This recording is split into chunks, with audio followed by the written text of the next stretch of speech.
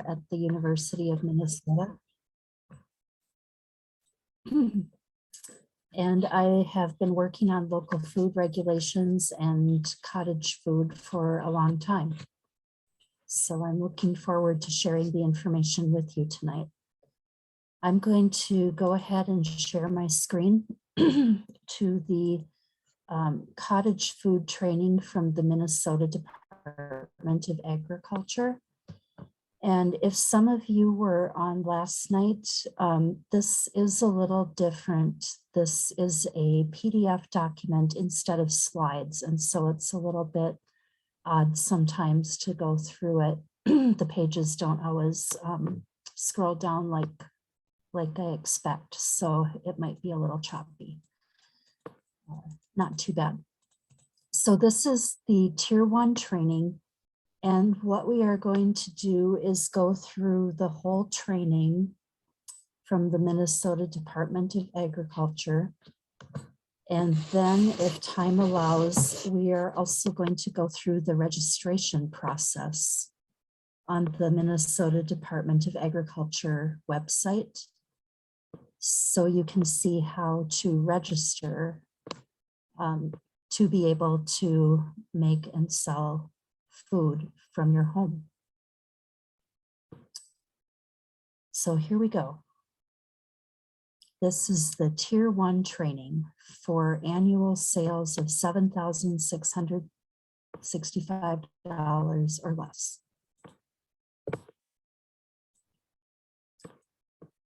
So this covers a summary of the changes that happened last year. The legislature made some changes to the law. We'll do an overview of the cottage foods exemption, including who qualifies for it, what makes a food non-potentially hazardous, which foods and pet treats can and cannot be sold, where can foods and pet treats be sold, safe food handling practices, packaging and labeling, and the registration process. And if you were on last night, some of it will be similar to what I talked about last night, but there is some new information too.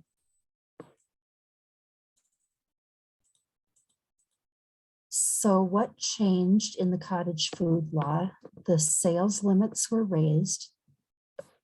So for Tier 2, the higher level that Kazua mentioned, it's up to $78,000 per year of product you can sell. And for the Tier 1, the registration fee exemption, which means you don't have to pay to register, that has gone up to $7,665. And that is now tied to inflation. So it's going to go up a little more every year. Pet treats were added for cats and dogs, not pet food, just little treats you can make and sell. An individual registrant, a person who registers, can organize their cottage food business as a business entity recognized by state law. The labeling on products must include the name and registration number or name and address of the producer. And labels must include the statement, "These products are homemade and not subject to state inspection."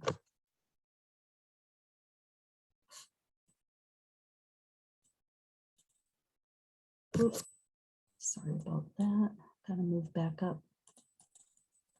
Okay, and then the water activity value of 0.85 was specified in the law now as something that makes a food non-potentially hazardous. We'll talk about water activity more a little later.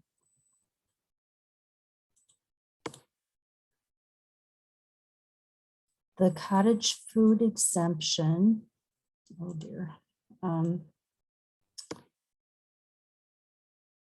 So it's in Minnesota statute, and there are two statutes or laws that cover it. There's the one for the cottage foods exemption, and there's the one for the home processed pet treats. And if you qualify for those exemptions, you don't need a license to sell the food or the pet treats. But you must follow all the restrictions and requirements that are in the statute.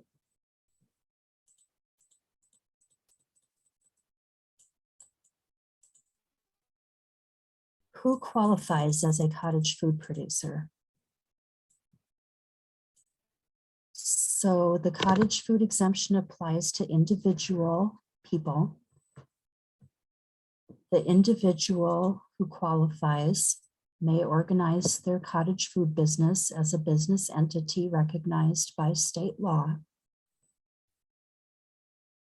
The business entity name, like a limited liability corporation, or a doing business as name, can be on the registration, but it's not required. You can register just as yourself with your own name. But if you want to have a business name like Happy Muffins or something like that, you can register that business name and put it on your registration if you want to.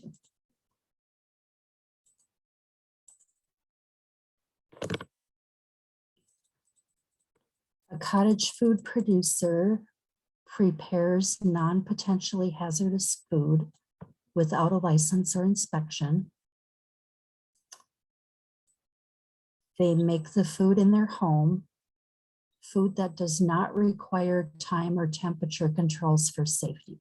So that means only food that you don't have to refrigerate to keep it safe. Things that can sit out on the counter and be fine. A cottage food producer sells or delivers the food directly to the end consumer. The end consumer is the person who is going to eat that food themselves or serve it in their own home to their family and friends. Someone who's not going to resell the food. The cottage food producer cannot mail the food or ship it or use a delivery service like DoorDash. The cottage food producer can sell from their home, at farmers markets, at community events, or they can sell the food online. But if you sell it online, you still have to deliver it directly to the person who bought it.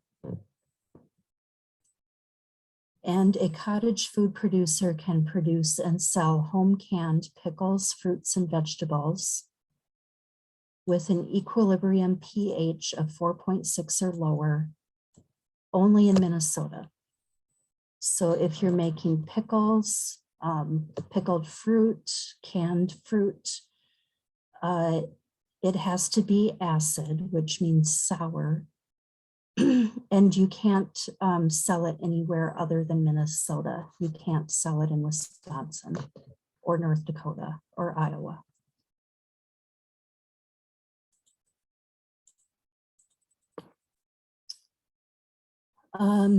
So selling up to $78,000 per year is the tier 2, which we're not talking about tonight, but there is that tier 2. If your business really grows, you could go to that tier 2 level and sell more. Cottage food producers must display a sign that says these products are homemade and not subject to state inspection. You have to register every year with the Minnesota Department of Agriculture after taking the required training. And you have to follow your local government zoning requirements. So local cities, counties, or townships sometimes have business licensing requirements or restrictions on where you can sell. or zoning requirements. So sometimes a county or a city will say that you can't run a business out of your home. And even though state law says that you can do it as cottage food, if your local government says that's not allowed in your residential area, then you can't do it because the local zoning requirements always win.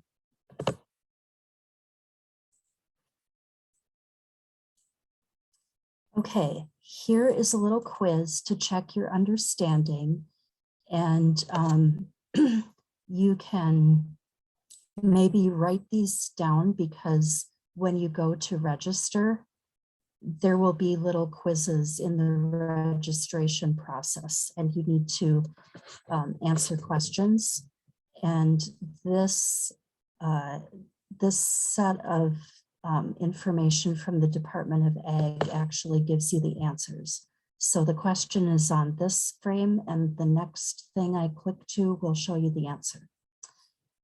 So what do you think? Which of the following qualifies as a cottage food producer? A, groups of persons. B, licensed retail food handlers. C, an individual. Or D, all of the above. So next I'm going to show you the answer. And the answer is an individual. To qualify as a cottage food producer, you must be an individual. You can organize your business as an entity recognized in state law.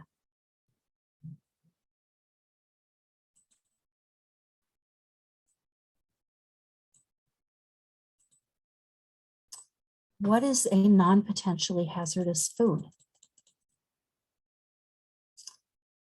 Home canned pickles, fruits, and vegetables with an equilibrium pH of 4.6 or lower. So pH is a term that means how acid a food is. And acid means sour. So like lemons that are sour or vinegar that's sour. So those low pH foods make it difficult for bacteria to grow. And that acid in the food is what makes it safe, not potentially hazardous. Another type of food that's allowed is food that has a water activity of 0.85 or below. So that means either the food is dry or it has a really high sugar or salt content. And either of those things mean there isn't enough water for bacteria to grow. Because it's bacteria that can make people sick if they're growing in the food. If you have to refrigerate the food to keep it safe, then the food does not qualify for the cottage food exemption.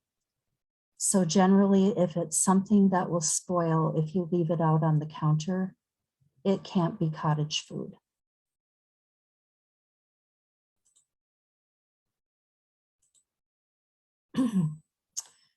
Food product testing. You have to be able to be sure that your food meets these requirements of pH and water activity. So if you use a standardized recipe from Extension or USDA, then you can test, then you know that recipe is safe, but you have to follow it exactly. So you have to measure and have exactly the right amount of vinegar or lemon juice in the product to make sure that the pH is correct. Or if it's water activity, if you're making a jam, you have to measure and make sure you have the right amount of sugar compared to the other products in the jam. And you have to keep copies of your recipes to show that you've followed that recipe and that it's a safe recipe. If you're using your own recipe, like your grandma's recipe, you can have the product tested by a lab. And there are some labs that will do that kind of testing to check the pH and the water activity, and make sure that the process is going to result in a safe product. If you're adding alcohol, it has to be less than 0.5% of the product. So some people use alcohol as flavoring in frosting for cake, for instance, and that's allowed as long as it's a very low percentage.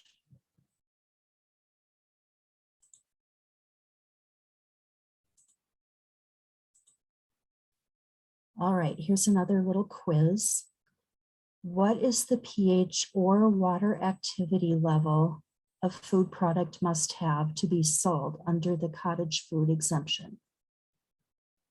A, pH of 4.1 and water activity of 0.9. B, pH of 4.6, water activity of 0.85. Or C, pH of 5.0 and water activity of 0.8. Or D, none of these are correct. And here's the answer. The correct answer is pH of 4.6, water activity of 0.85. The highest pH value allowed for canned products is 4.6, and the highest water activity allowed is 0.85. The way this is worded is a little confusing. Your product just has to hit one or the other. Your product doesn't have to hit both of those.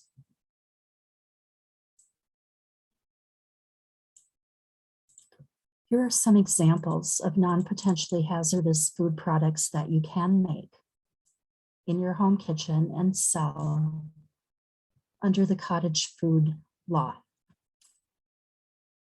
Acidified or acidic, which again means sour, low pH, home canned and home processed fruits, pickles, vegetables, fermented foods, vinegar, or condiments like sauces or prepared mustard. Baked goods, candy and confections, dried, dehydrated, and roasted items like beans, herbs, nuts, and seeds, icings, frostings, and sugar art, which are fancy little design things made out of sugar that people put on cakes, jams, jellies, preserves, fruit butters, hulled hemp seeds, hemp seed oil, and hemp seed powder can be added as ingredients in human foods. Those are the only hemp products that are allowed to be in food. Depending on the recipe, some of these items could be potentially hazardous. So if you're making a very, very moist baked good, for instance, like a very moist banana bread, that could have too high of a water activity to be allowed under cottage food. So that's what that means. Some things that are on this list, if their pH is too high or their water activity is too high, you could not make them as cottage food.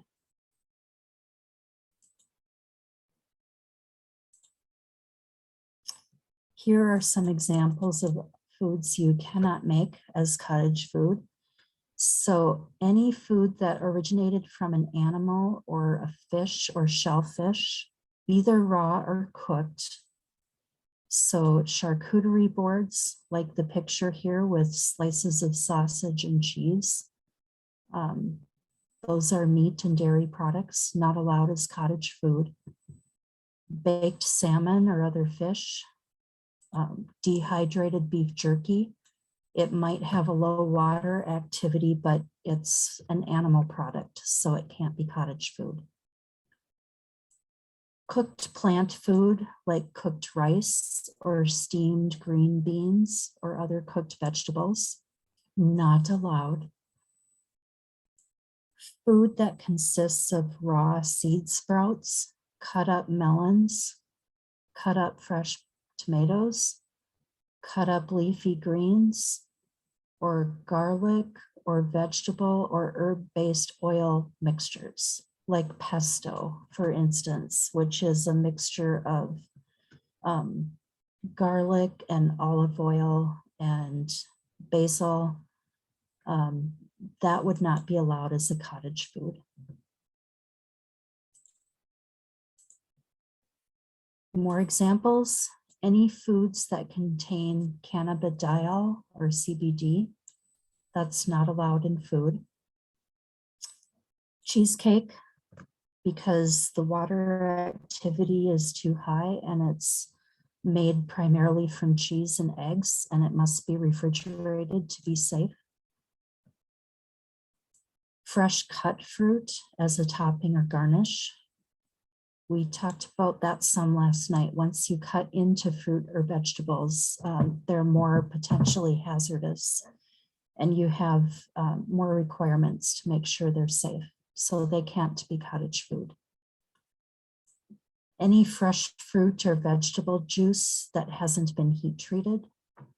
If you want to sell fruit or vegetable juice, you must pasteurize it or can it in a water bath canner.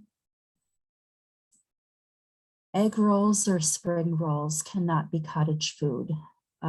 They're so yummy, but they are made from cooked grain products and cooked vegetable and sometimes meat, and you cannot make them as cottage food.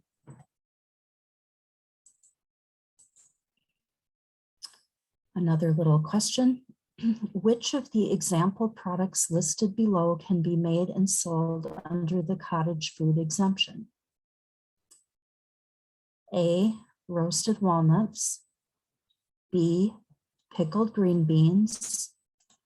C, chocolate chip cookies. Or D, all of the above. And here's the answer. D, all of the above. Roasted walnuts, pickled green beans, and chocolate chip cookies can all be made and sold under the cottage food exemption.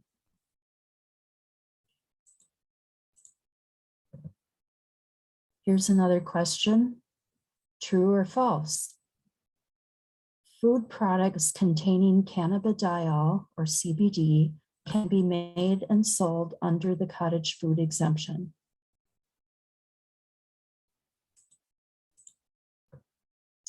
The answer is false. Cannabidiol is not an approved ingredient for use in food products, which includes food products produced under the cottage food exemption.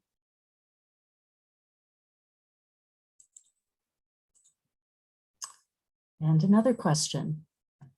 Which of the example products listed below can be made and sold under the cottage food exemption? A, cakes topped with cut fresh fruit garnish. B, cheesecake. C, charcuterie boards. D, canned pickled cucumbers.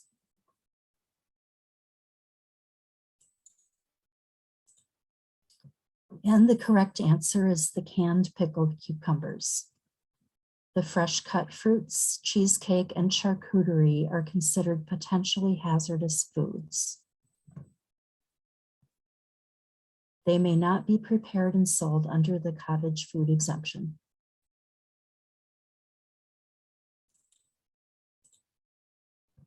Pet treats that you can make and sell. Baked or dehydrated treats for dogs and cats. For example, oatmeal peanut butter biscuits. The pet treats must also be considered human safe. They must be appropriate and safe for the intended pet species. They have to be safe for humans because sometimes the humans eat the pet treats. I have seen it happen.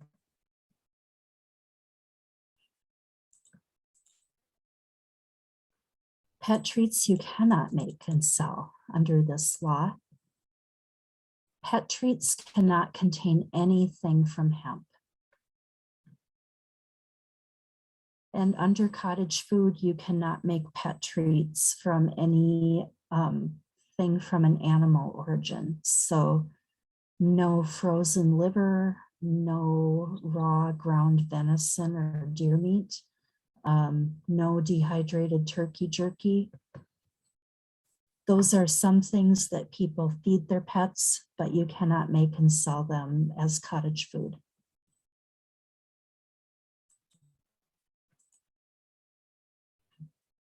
Also, there are some things that would be fine for humans, but that can be harmful for pets. So here are a list of some things that you cannot include in pet treats. Chocolate or cacao, xylitol, which is a sugar substitute that is used in some baking for humans, but you cannot use it for pets. Hops, macadamia nuts, onions, garlic, grapes, and raisins.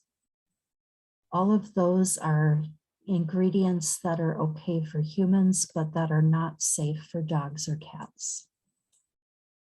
For more information about ingredients or products that are potentially toxic to dogs or cats, here are some links to find that more information. So there's a helpline about poisons that affect pets, and there's an animal poison control link there.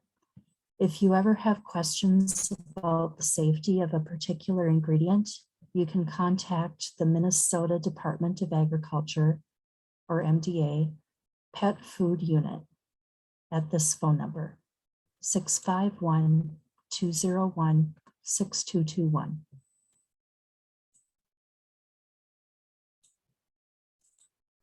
It's also good to know that if you have a pet and it gets accidentally poisoned somehow, there are these helplines available to help you figure out if your pet needs to see a veterinarian or what you might be able to do to help them at home.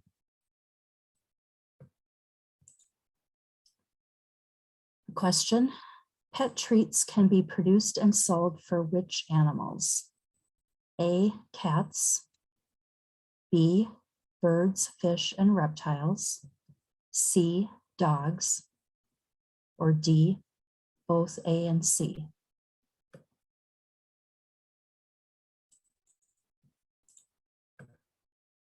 The correct answer is both A and C. Home processed pet treats can only be made for dogs and cats under the exemption for cottage food producers.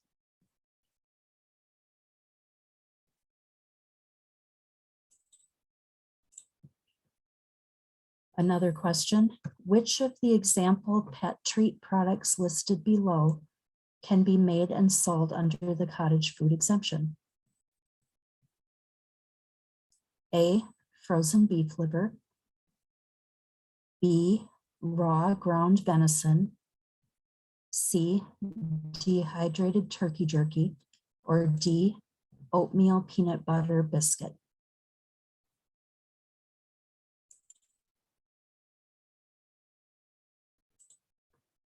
And the correct answer is the oatmeal peanut butter biscuit. The others were all from an animal origin. They can't be sold under the cottage food exemption.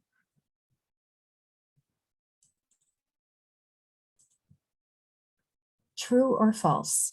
Pet treats containing hemp extract, including cannabidiol or CBD, can be made and sold under the cottage food exemption.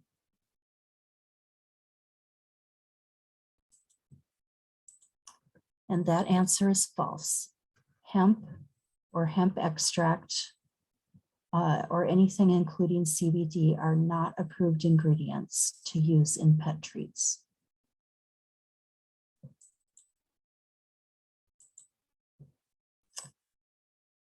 Where cottage food and pet treats can be sold. You can sell them at farmers markets, community events. You can sell them online as long as you're delivering them to the buyer in person. And you can sell them from your home if that's allowed by your local government ordinances and zoning.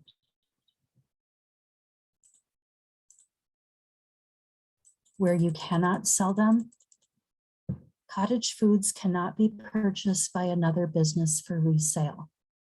So a grocery store, a boutique, a convenience store, a restaurant, gift shop, clothing store, consignment store, none of those places can buy your cottage food to resell it. And things like consignment stores and boutiques may not buy your product. They just take it and have it for sale on the shelf. But you still can't do that with cottage food because the law requires that you, the cottage food producer, have to personally hand the product that you make to the person who's buying it. So if you give it to a boutique to sell for you and you aren't there, then you're not following cottage food law.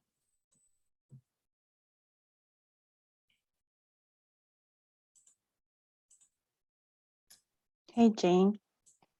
On that note, would people say if they have CSAs and you know how they have drop-off sites, will they be able to put cottage food in their boxes and have customers pick up even if they're not physically there during the pickup because they have drop-off sites? That is, yes, that's kind of a tricky question that has been asked a lot. And the answer is no, unless the drop-off site is either the cottage food producer's home or the home of the buyer. So if Okay. you have a drop site at a, I don't know, a drop site at a neighborhood store, for instance, no, you can't put cottage food in those boxes for people to just come pick up. Thank you. Okay. Question. I own my own gift shop. Can I sell cupcakes in my own shop that I make at home? The answer is no, you can't sell cottage foods in a retail store, even if you own the store.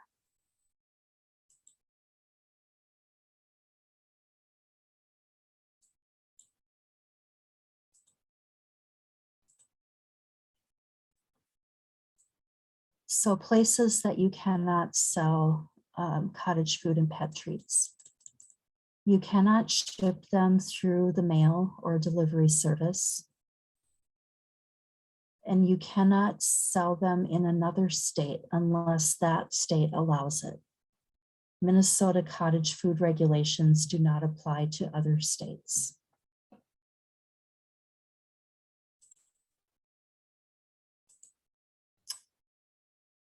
Question, true or false? You can ship cottage foods and pet treats through the mail.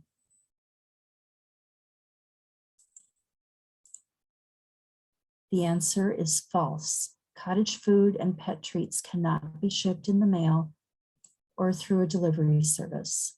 They must be provided in person to the consumer.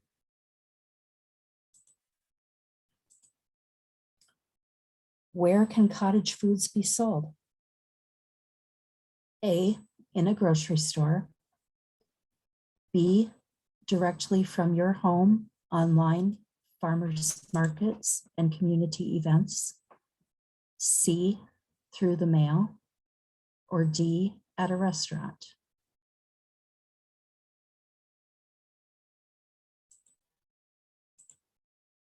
The correct answer is B, directly from your home, online, farmers markets, and community events.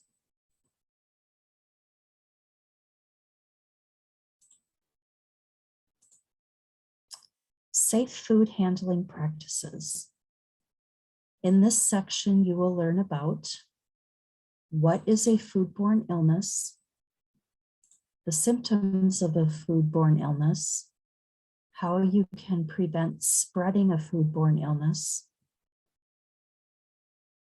how to clean and sanitize equipment and work surfaces, how to clean up vomiting and diarrhea events.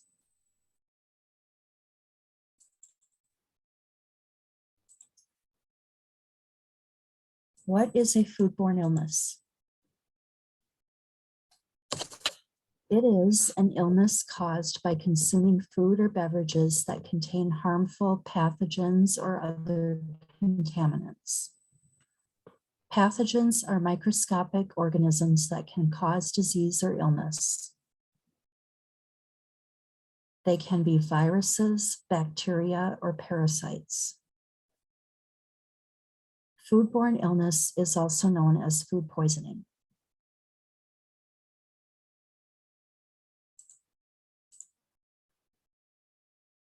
True or false? Foodborne illness, also known as food poisoning, is caused by consuming food or beverages containing harmful pathogens or other contaminants.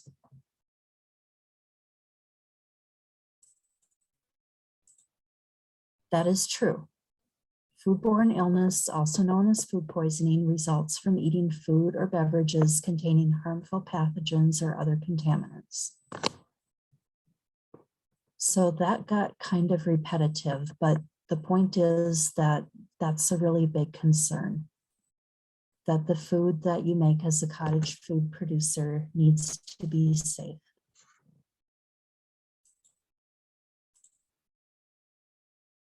What practices cause the most foodborne illness?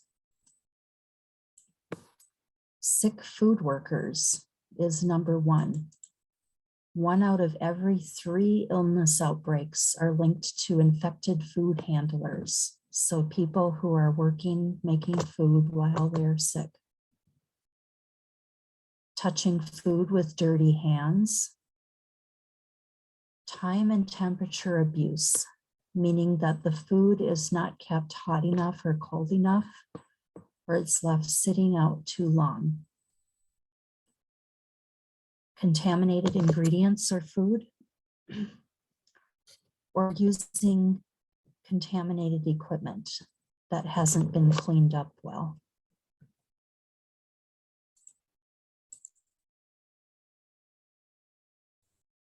Question.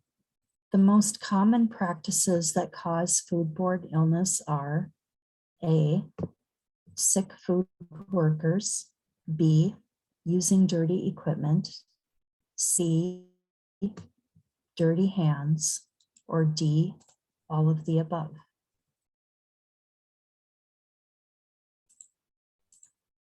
And the answer is D, all of the above. Sick food workers using contaminated equipment and touching food with dirty hands are among the most common practices that cause foodborne illness.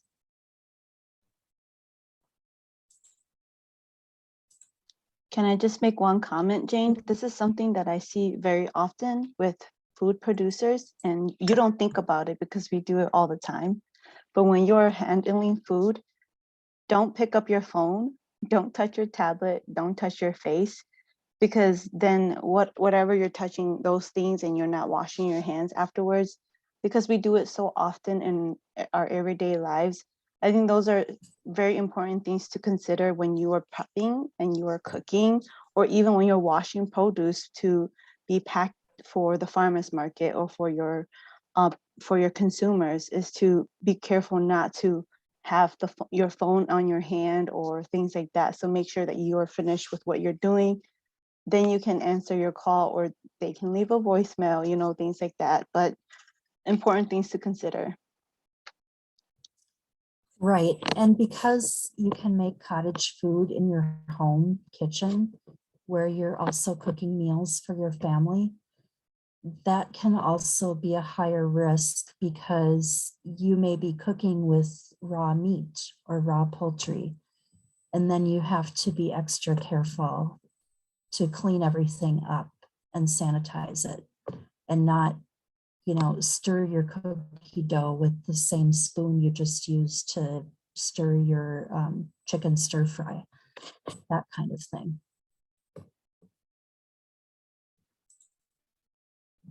Symptoms of foodborne illness.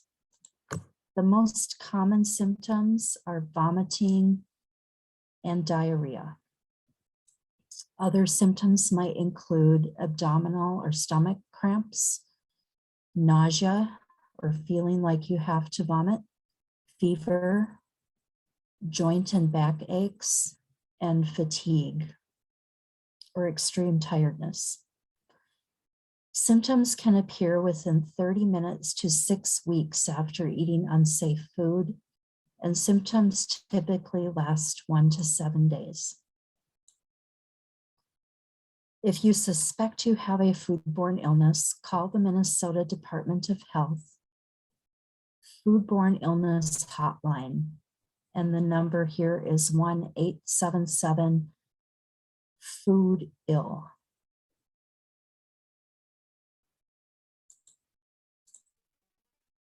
Minnesota Department of Health has this really interesting thing called team diarrhea, which sounds terrible, but it means that if they get a bunch of reports of people sick from a foodborne illness, then they activate team diarrhea and they go out and try to figure out what it was that made all these people sick. There was one situation where it was cottage food that made a bunch of people sick. And it was because the person making cookies for a hockey team was sick with vomiting and didn't clean everything up really well, and then frosted the cookies and was touching the cookies with her bare hands. And a lot of people got sick after that. So that's why we do this training. If you or a member of your household has been sick with vomiting or diarrhea, wait for 72 hours after you no longer have symptoms before you produce, package, or sell food. Additional restrictions may apply if you are diagnosed with any of these diseases. These are all foodborne illnesses caused by different pathogens. So norovirus, salmonella, shigella, hepatitis A virus, Shiga toxin producing E. coli, also called STEC, S-T-E-C, or infection with another bacterial, viral, or parasitic pathogen.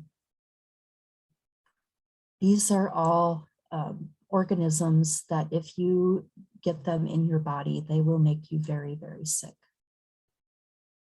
And here's the link for more information about these diseases.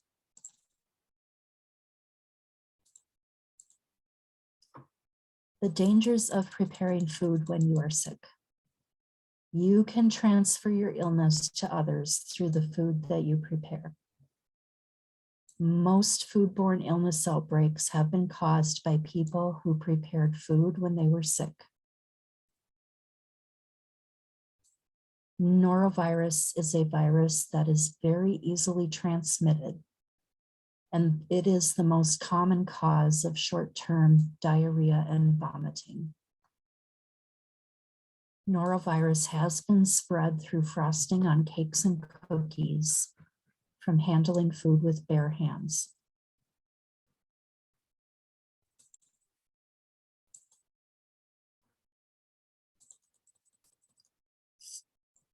keeping it clean.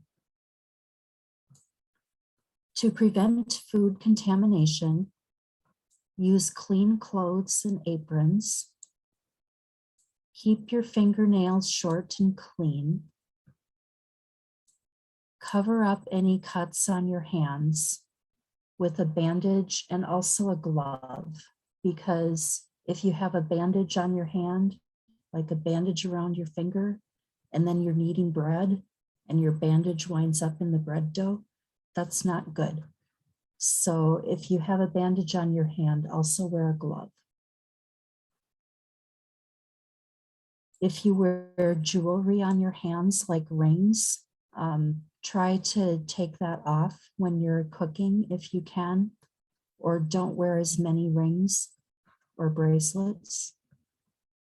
Tie back your hair so you don't get hair in the food. Don't touch ready to eat food with bare hands. Use gloves or tongs or tissues or a spatula. And change gloves when they get dirty or when you're switching tasks. Because gloves aren't magic.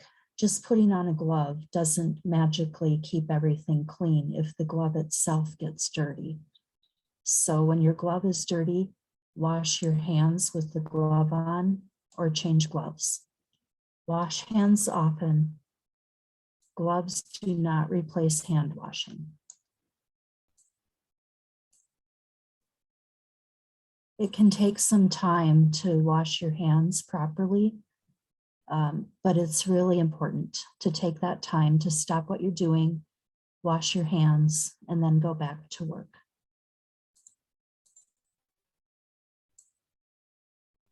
When should you wash your hands?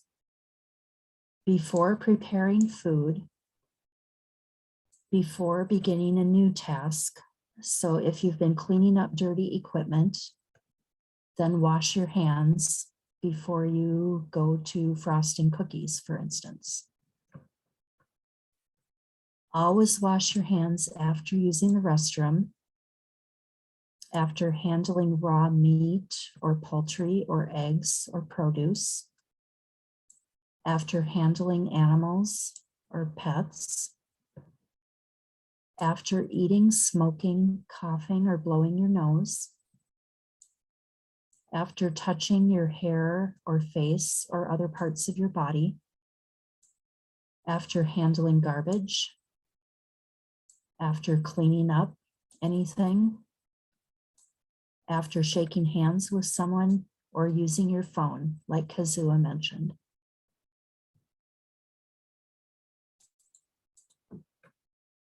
And washing your hands properly does take some time.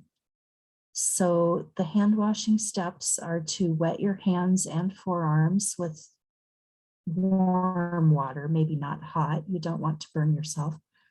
Apply soap.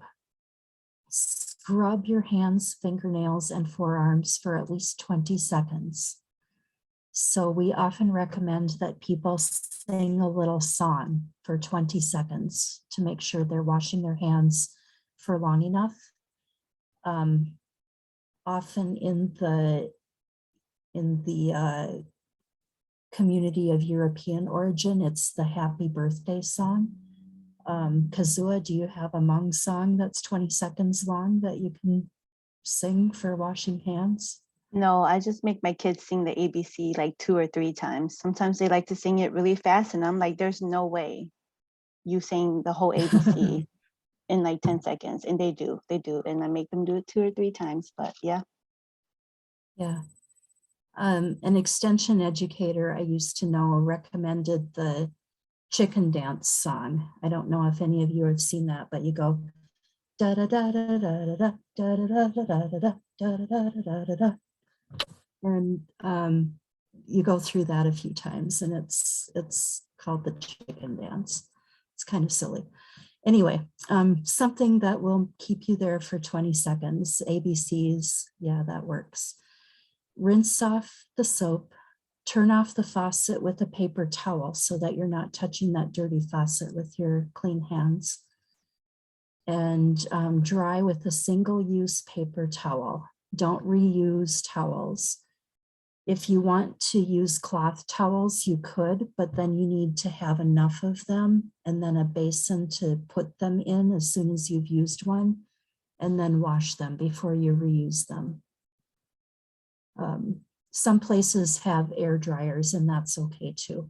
You just don't want to be reusing the same cloth towel over and over because it'll get dirty, and then every time you touch it, you're getting your hands re-dirtied.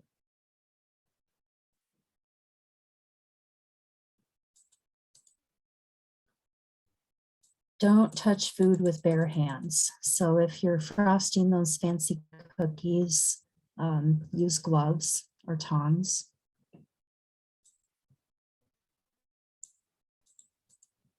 And again, gloves can spread germs just like unwashed hands can. Gloves are not magical. So only use them for a single task and then change them.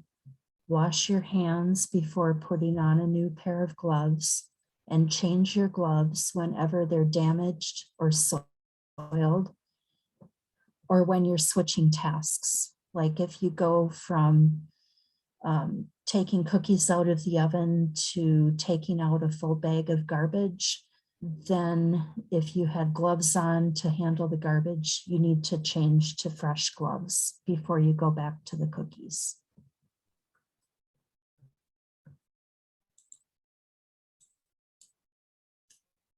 What is the most important step you can take to prevent foodborne illness? A, wash your hands often. B, use a hair restraint. C, keep your fingernails covered. Or D, reuse single-use plastic gloves.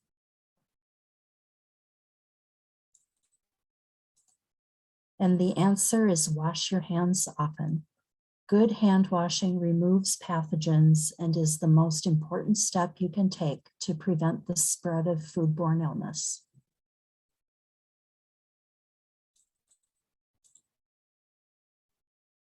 Protect your food from contamination. During storage and transport of it, when you're bringing it to deliver it to someone, keep food wrapped or in a covered container. Put food in a clean, dry container for transport. So you're allowed to transport it in your car, and your car might have some dirt in it, might have your kids' spilled popcorn or something. Put the food inside a container that's going to keep it clean. Store food off the floor or ground. The recommendation is at least 6 inches up off the floor or the ground.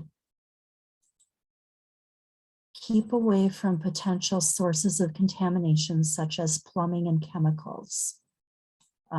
So yeah, don't store food near a sink or a toilet, which might seem obvious, but I've seen photos from Department of Agriculture inspectors of people who were actually doing cooking in their bathroom. Anyway,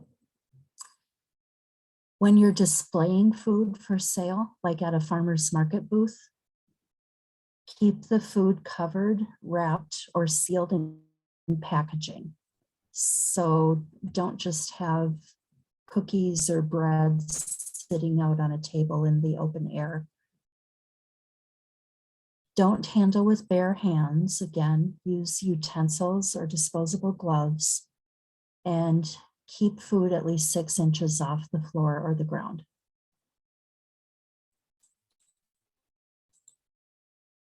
Select the best answer here. Cottage food products not displayed for sale should be stored A, under the hand washing station, B, directly on the grass or ground under the table, C, off the ground in clean, dry containers, or D, wherever there is space available.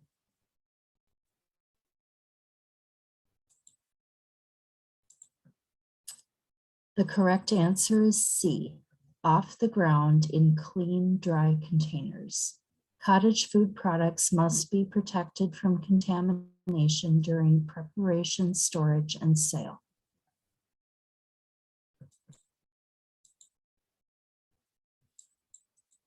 Cleaning and sanitizing.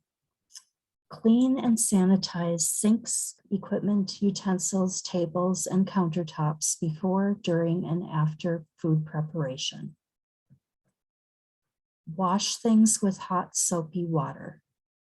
Soap and water is a really great cleaning agent.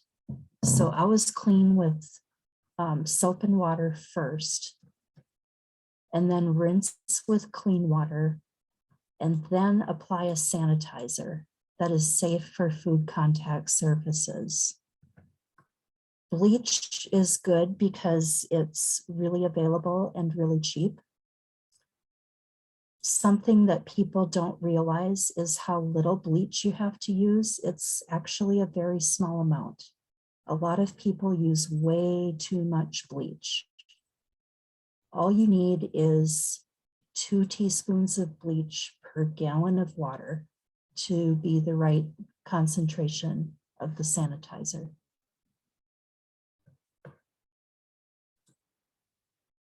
Air dry equipment and surfaces. So don't spray them with a sanitizer and then wipe it off with a rag. Spray the sanitizer and then just leave it alone and let it dry.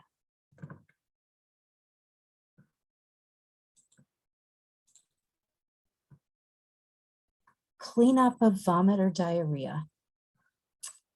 So if someone is sick in your home and you're a cottage food producer, even if it's not you who is sick, that vomit or diarrhea can spread a lot of germs around, and you can make other people sick if you don't clean it up properly. So to protect yourself and your customers, clean all surfaces to remove liquid and debris. So if your child vomits on the floor, you need to clean that up. Get rid of all the vomit, clean it with soap and water, and then sanitize the surfaces using a bleach and water mixture. Wash any clothing, rugs, or bedding that get soiled from vomit or diarrhea. And after you've cleaned everything up, wash your hands. Here's where you can find very specific instructions about cleaning up after vomit or diarrhea.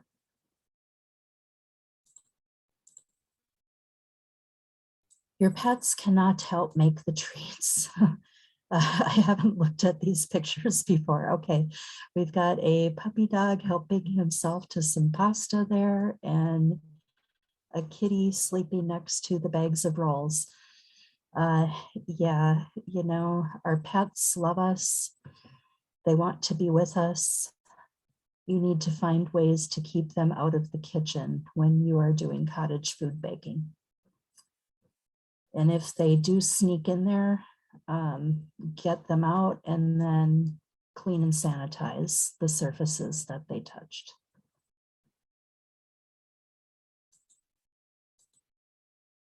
True or false? Food preparation surfaces need to be washed, rinsed, and sanitized before food is prepared, and at any point during preparation that the surfaces become dirty.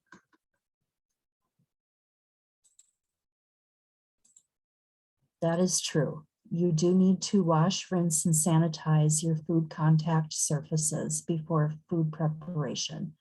So food contact surfaces includes any countertops where food will sit. It also includes the bowls that you may use for mixing, the utensils, spoons, spatulas, all of those things. Those all come in direct contact with the food.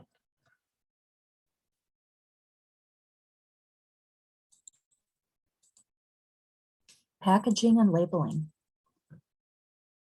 Package your food in a clean, dry place to protect it from contamination.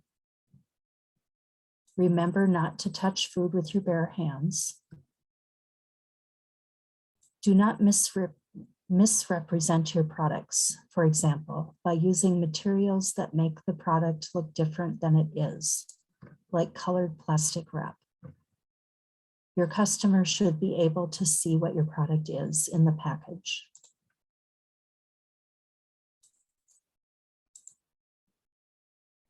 Label your food products. Your label must include your name, your address, or your registration number. So if you don't want the public to be able to see your address of where you live, that's okay. You can use your cottage food registration number instead, but you still have to use your name. The label should include the date food was prepared, the list of ingredients that are in the product, including any allergens. The major allergens that have to be labeled are eggs, milk, wheat, tree nuts, peanuts, soy, fish, and crustacean shellfish like shrimp. Because cottage food can't be animal-based products, you're not likely to have fish or shellfish. However, kimchi is an allowed product and it may have fish sauce. So you would label fish on kimchi that includes fish sauce. Your label must include the statement, these products are homemade and not subject to state inspection.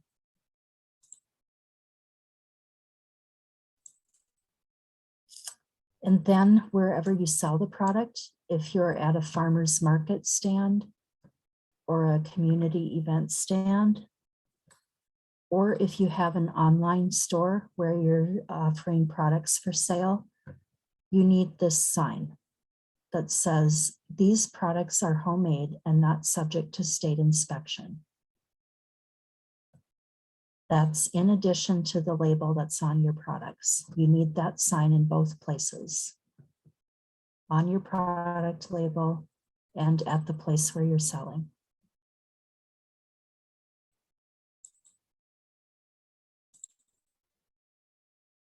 True or false? Whoops, I jumped the gun there and showed you the answer. Prepared food offered for sale must be labeled with producer name. Oh my goodness, I'm having trouble with this. Here we go. Producer name, producer address or registration number, date on which the food was prepared, ingredients and any major allergens, and the statement. These products are homemade and not subject to state inspection. And I showed you the answer, that is true.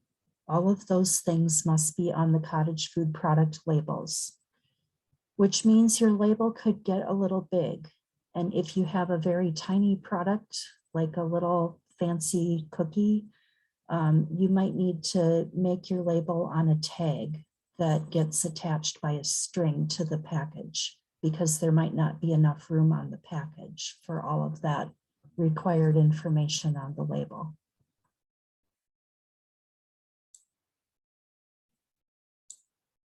Here's a product label example for chocolate chip cookies with walnuts.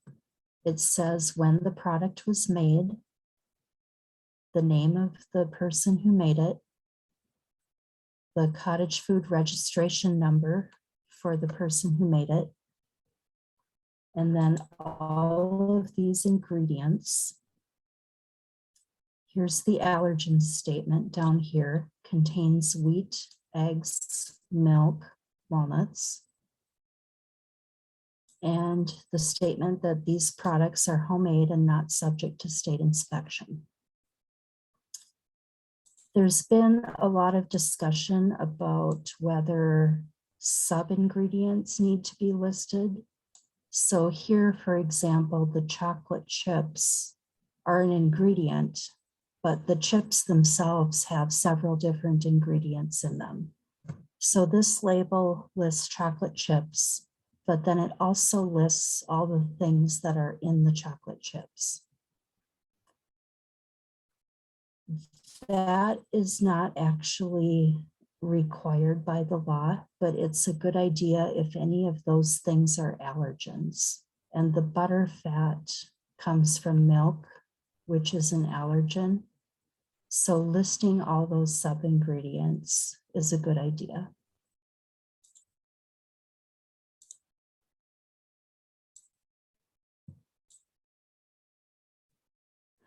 Nutrition labels are not required for cottage food products.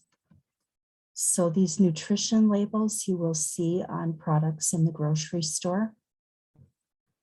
But as the cottage food producer, you do not have to have a nutrition label unless you are making a nutrition claim. If you say your product is fat-free, for instance, or low sodium, or if you make a health claim, such as prevents heart disease, then you are required to prove that claim by having a nutritional analysis done of your product. The best idea is to just not make any of those kinds of claims.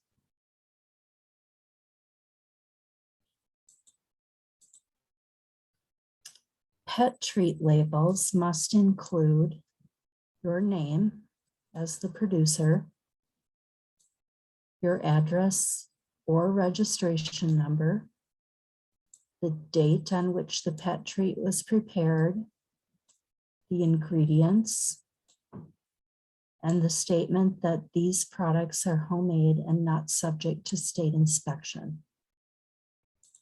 So the label for pet treats is the same as the label for the people food, except you don't have to list allergens on the pet treat labels.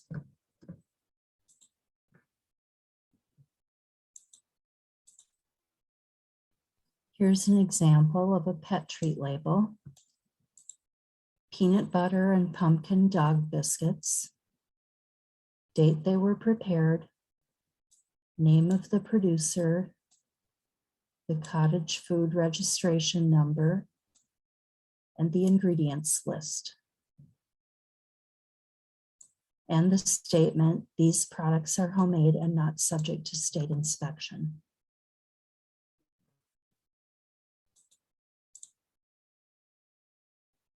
True or false? Major allergens are not required on pet treat labels.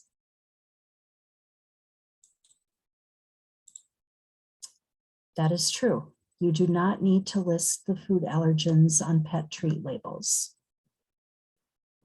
Dogs and cats don't get the same kinds of allergies that people do.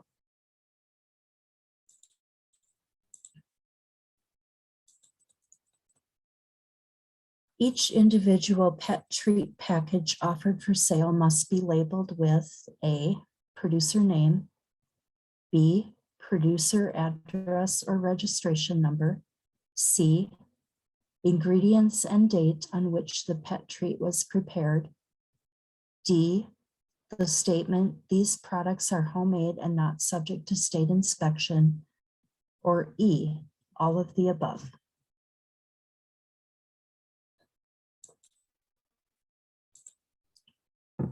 Correct answer is E, all of the above. All pet treat packages must be labeled just like the human food, except with not needing that allergen statement.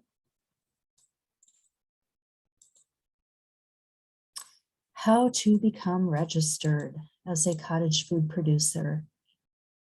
We're getting down to the end of this presentation. It was a little bit long. So step one, determine if you are eligible to register for this license exemption. This includes making sure that the food you plan to make is non-potentially hazardous. So make sure it's an allowed cottage food. And check with your local city, county, or township to make sure that the zoning allows you to run a business out of your home. If you are eligible, complete the training, which we're doing tonight, and the exam for the cottage food producer registration. Your training and exam requirements will depend on your expected gross annual sales. So we're only doing the tier 1 training tonight for the sales limit of $7,665 per year. If you expect your sales to be more than that, you will need to take the tier 2 training through the University of Minnesota Extension, or I believe there's now an online option as well. You can find that training information here.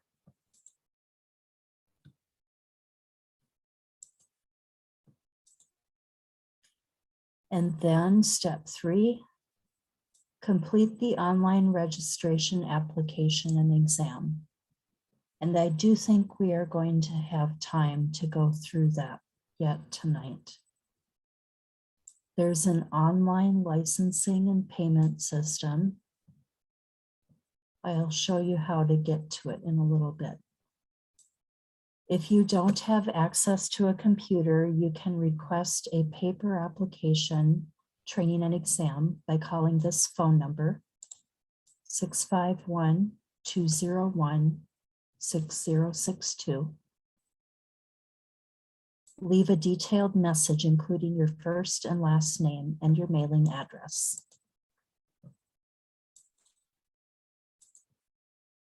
Step 4, once you have registered, MDA, Minnesota Department of Agriculture, will send you a registration card in the mail that has your registration number on it.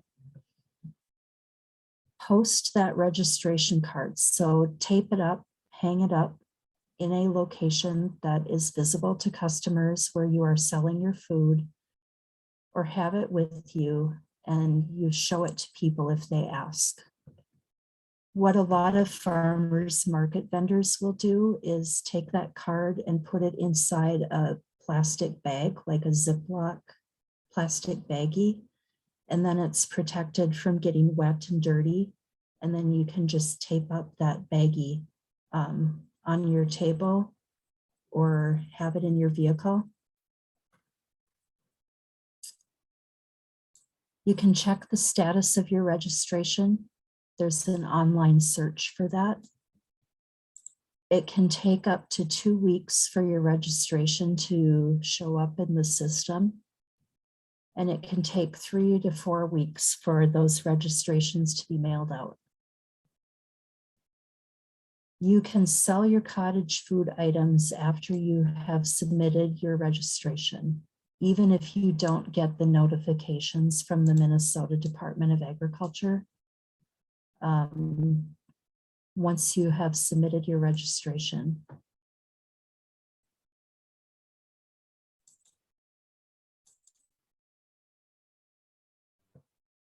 Cottage food registrations received by the Minnesota Department of Agriculture before December 16th of each year expire at the end of that same calendar year. So if you apply in the middle of December, then you have to reapply right away again in January. If you apply after the middle of December, then that registration will be good through the whole next year until the following January. Cottage food registrants will receive a renewal form in the mail approximately 6 weeks before the end of the year. So you watch for that in the mail, and then you must renew your registration each year in order to keep on producing and selling your food.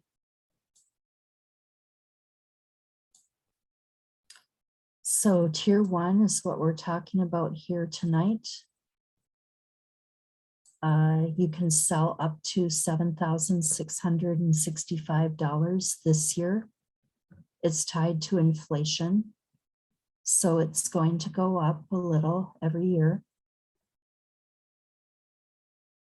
You have to register yearly, but there's no registration fee. And you have to take the same training that we're doing now every year. Tier 2, if your business gets really big, you're selling more than that $7,665, you can go up to $78,000 per year in sales in Tier 2. Then you have a $50 registration fee every year. And you only have to take the training every 3 years. But it's a longer training. You can do it in person or online through University of Minnesota Extension.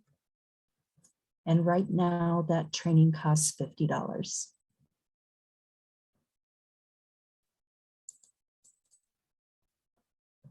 True or false? Registration and training for Tier 1 cottage food producers up to $7,665 in gross annual food sales is required every 5 years.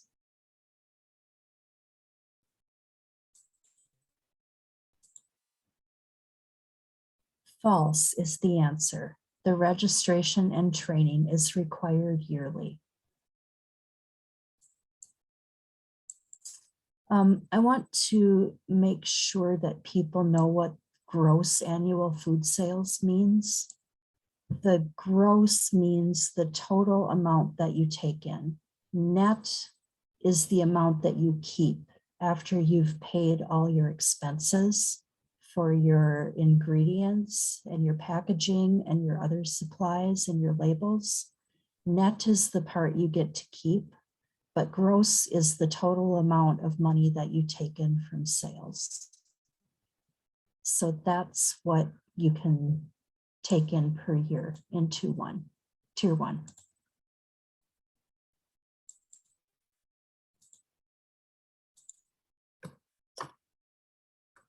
Another question. Fill in the blank with the best answer. Before registering with the Minnesota Department of Agriculture as a cottage food producer, I need to confirm that which thing allows home-based food businesses. So is it A, food and retail businesses, B, food and safety inspectors, C, neighborhood groups and city councils, or D, local units of government such as city, county, or township licensing and zoning agencies? So which of those things do you need to make sure allow home-based food businesses?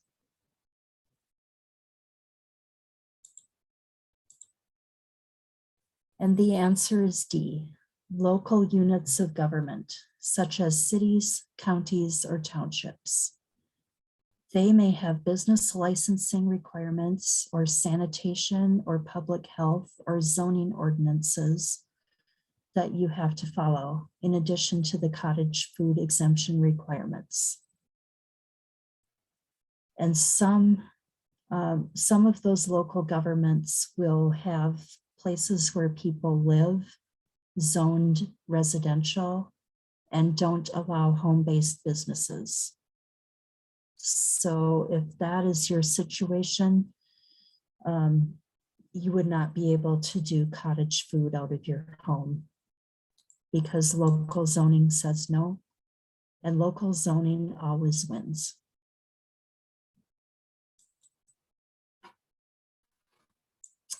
Whoa, thank you. Your training is complete.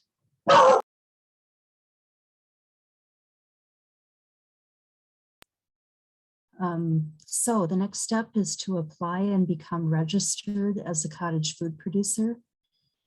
And let's do any questions right now, and I will get that registration PowerPoint up to go through that next. Okay, there was just a couple of comments in the chat. Wilton's food coloring has shellfish as an allergen, which I did not know. So now that I will be checking all of the food coloring that I use. And then Shelly said sub-ingredients are not required by law, but it's important to do it anyways, just be cautious. Mhm.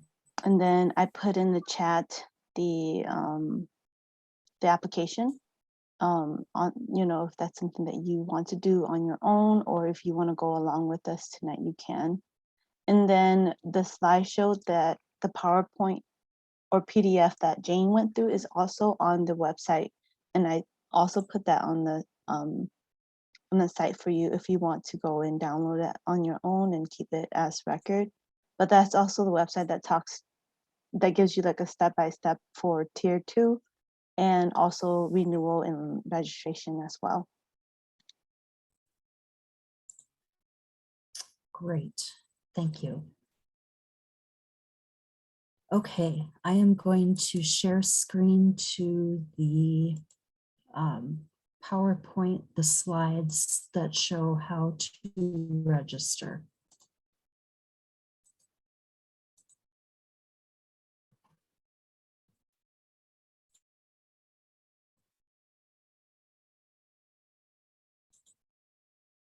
So here's the link where you can register.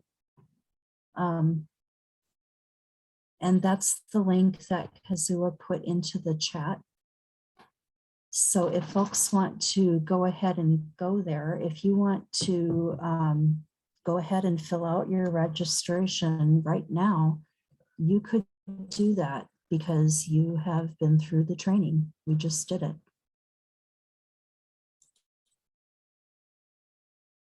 If you go to that link, here's what you'll see. The cottage food producer registration, main page. Oops, you won't see that red arrow.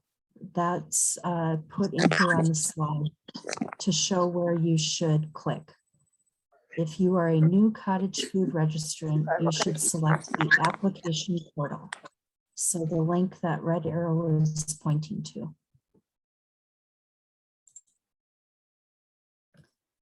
And if you click on that, then you will go to this page that says new application and license type. And there's a list you can scroll through to find cottage foods producer registration. So you click on that. And then you would click apply for license. Even though cottage foods registration is not technically a license, you still click apply for license right here. And then you get to this form to fill out, which is a little bit long, not too bad. It says here, the data on this form will be used to process your application. You must provide your Minnesota tax ID number. If you do not have one, you must provide your social security number. We are required by law to collect this information, and we cannot grant your registration without it. No one will have access to your social security number except those permitted access by law, your written consent, court order, or those department employees whose job duties require access. If you are unsure if you need a Minnesota tax ID, contact the Minnesota Department of Revenue. Do not contact the Minnesota Department of Revenue. Contact me. I will help you figure out if you need a tax ID number. This registration is for individuals only. Businesses such as firms, partnerships, corporations, societies, associations, companies can only be listed in the doing business as field. So you enter your individual name, your name, your Minnesota tax ID number or social security number, your business name. So if you have a name that you want to do business as, like the Happy Muffin Maker or cookies, candies, and cakes or something like that, you can enter it in this line, but your actual name has to be up here under individual name. Your physical street address, that means the address of the place where you do your baking or your food making, the city, the state, and the zip code.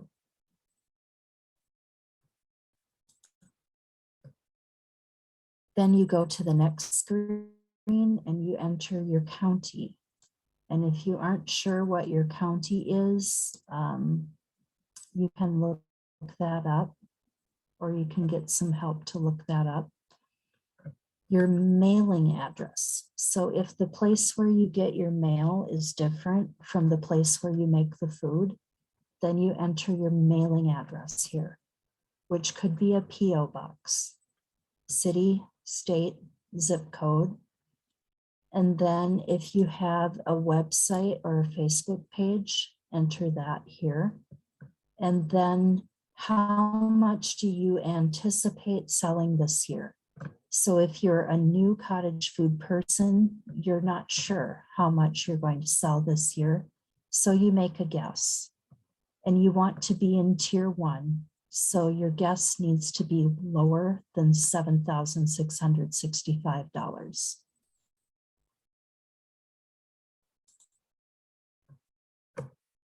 Then you go into some quiz questions, some test questions like we went through in the training. So here you select the best answer, which you should have learned from the training. Cottage food products not displayed for sale should be stored. And then you pick the best answer, which here is C, off the ground in clean, dry containers. Then you click next. And there's another question. Food preparation surfaces need to be washed, rinsed, and sanitized before food is prepared and at any point during preparation that the surfaces become dirty. So you would click true and then next. Which of the example products listed below can be made and sold under the cottage food exemption? So this is a question that came up in the training. So you choose the answer for that one, which in this case is D, canned pickled cucumbers. Next. Each individual pet treat package offered for sale must be labeled with, and you choose the correct answer here. On this question, it's all of the above, E. I would expect that you may not see exactly the same questions when you go through it because there's a bunch of questions and they put different ones into each application. So it may be different questions that you see. But having gone through the training, you should know the answers. Another question, you can ship cottage foods and pet treats through the mail. That is false. Which of the following qualifies as a cottage food producer?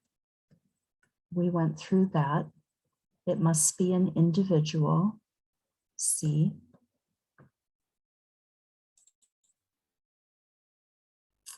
Food products containing cannabidiol or CBD can be made and sold under the cottage food exemption. That is false, so you click that. And the most common practices that cause foodborne illness are sick food workers using dirty equipment, dirty hands. In this case, it's D, all of the above.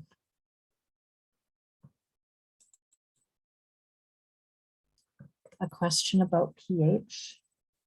The pH level or water activity level a food product must have to be sold under the cottage food exemption. And here, the correct answer is B, pH of 4.6 or lower, or a water activity of 0.85 or lower. So you click that. And here's a question about which products can be made and sold under the cottage food exemption. Roasted walnuts, pickled green beans, chocolate chip cookies, or all of the above. You'll notice these questions are exactly the same as they appeared in the training. So really this test is just to make sure that you paid attention to the training. The answer is D, all of the above.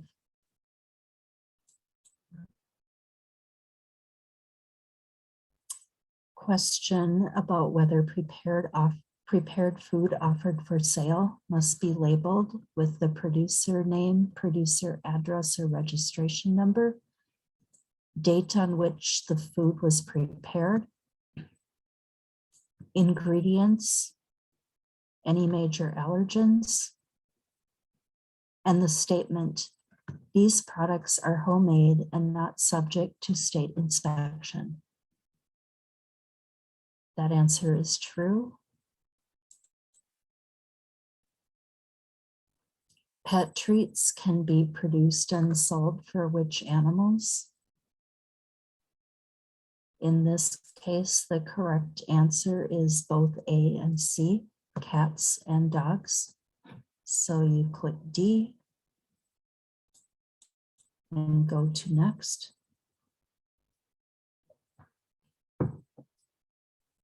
Question about where cottage foods can be sold.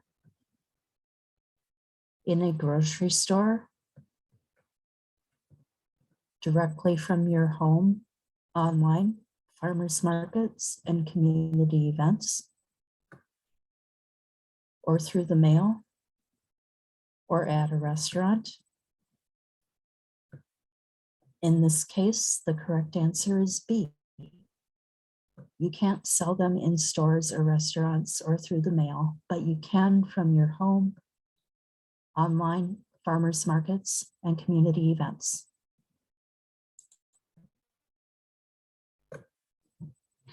And here, fill in the blank with the best answer. Before registering with the Minnesota Department of Agriculture as a cottage food producer, I need to confirm that what? Allow home-based food businesses. And in this case, as we went through in the training, the correct answer is D. Local units of government, such as city, county, or township, licensing and zoning agencies must allow home-based food businesses.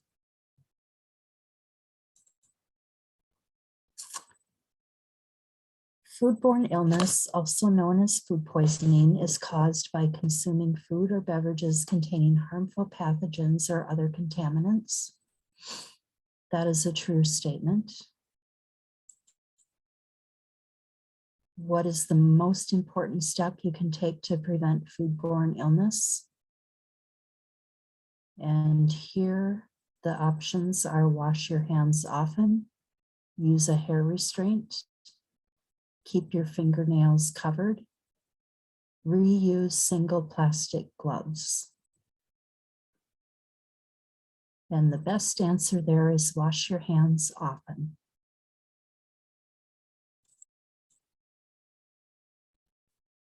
Pet treats containing hemp extract, including CBD, can be made and sold under the cottage food exemption.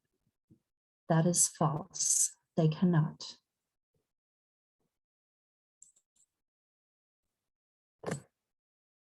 Which of the example pet treat products listed below can be made and sold under the cottage food exemption?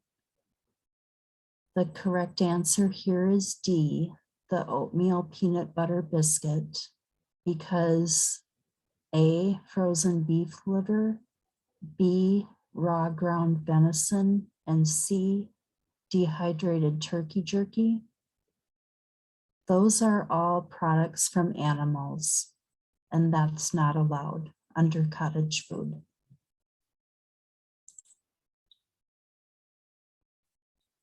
Registration and training for Tier 1 cottage food producers is required every 5 years. That statement is false. You need the registration and training every year. Congratulations. If you get through all of those questions correctly, you'll get this notice. You have answered enough questions correctly to pass the quiz. Please click the next button to continue your application. So you click the button that says next. And here's another form to fill out. Some of them are things you already filled out. That's okay, you just do it again. The contact fields below are populated with the information we have on file. Please be sure that the fields below are filled out correctly. Your name, phone number, and email address are required to process your renewal application. Yeah, so this is if you're renewing. So you do your name, your title, which should be owner, because you're registering as an individual, you're the owner, so you would just put owner. Your phone number, fax number if you have one, but if you don't, that's okay, leave it blank. Your email address. And then it shows you the cottage food statute again, which you may have already read, but it asks you to read it again. And then enter your initials into the box below it. And those initials say that you understand and will follow the law. So there's where you put in the initials. And then there's the statement. I hereby certify that the information submitted and all other information printed on my application is true and correct.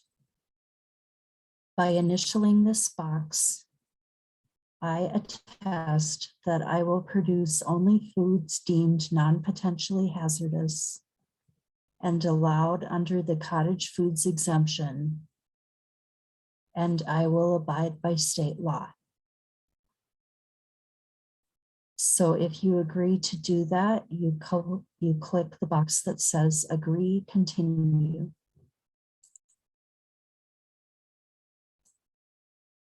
And then you get a thank you for applying for the cottage food producer registration. And it tells you that your application is going to be reviewed and your registration will be processed. And the registration card will come within 3 to 4 weeks. And if you have any questions, you can contact the Food and Feed Safety Licensing staff at this email address, mda.cottagefood@state.mn.us.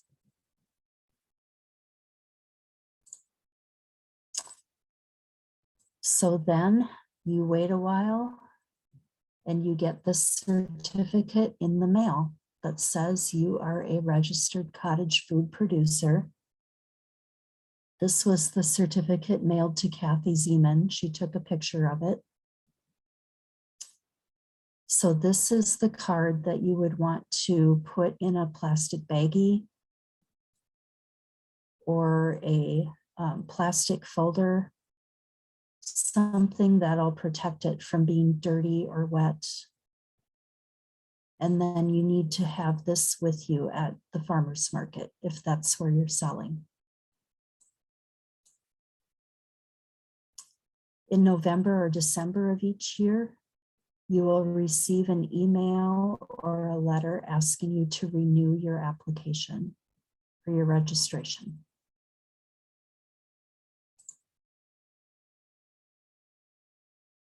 And then there will be a link if you get an email, and it'll send you to this renewal form online.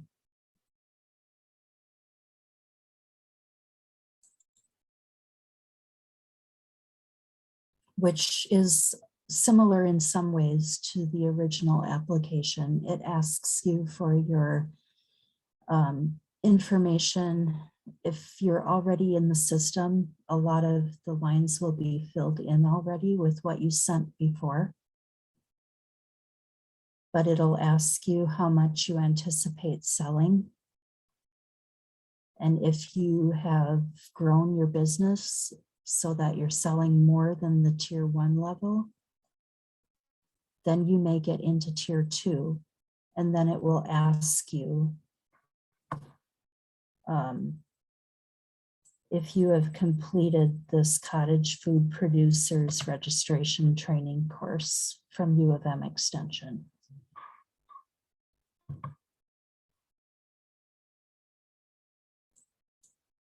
And it will tell you if you are reporting more than $78,000, then you are not eligible to register under the cottage food exemption. And in that case, you're a big enough business that you need to get a license. So then you would contact the Food and Feed Safety Division at this number, 651-201-6081. So we hope that you all do really, really well and sell so much cottage food that you grow your business big enough to get a license. But it's fine if you stay a cottage food producer too.